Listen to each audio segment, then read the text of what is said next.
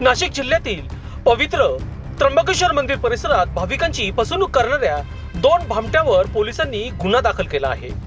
त्र्यंबकेश्वर हे 12 ज्योतिर्लिंगापैकी एक महत्त्वाचे तीर्थक्षेत्र असल्याने तेथे दररोज हजारो भाविक दर्शनासाठी येतात। मंदिर ट्रस्ट करून अधिकृतरित्या 200 रुपयाचा दर्शन पास उपलब्ध असतो। मात्र गर्दीच्या काळात काही भामटे भाविकांची फसवणूक करत असल्याचे उघड झाले आहे।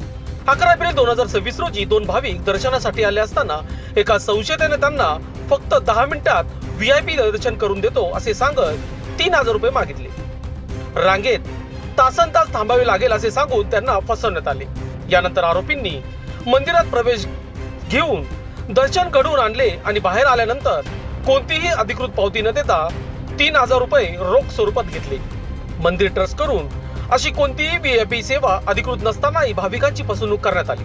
या प्रकरणी त्र्यंबकेश्वर पोलीस ठाण्यात 2 आरोपी विरुद्ध गुन्हा दाखल करण्यात आला आहे। एका आरोपीला अटक करण्यात आली असून दुसरा आरोपी फरार आहे। या घटनेनंतर पोलिसांनी भाविकांना आवाहन केले आहे की कोणत्याही अनधिकृत व्यक्तीच्या आमिषाला बळी पडू नये आणि अशा प्रकारची फसवणूक आढळल्यास त्वरित पोलीस किंवा मंदिर ट्रस्टी संपर्क साधावा। सध्या या प्रकाराचा अधिक तपास त्र्यंबक पोलीस करीत आहेत। लोकशास्त्र न्यूज साठी त्र्यंबकेश्वर प्रतिनिधी सचिन कांगुर्डे।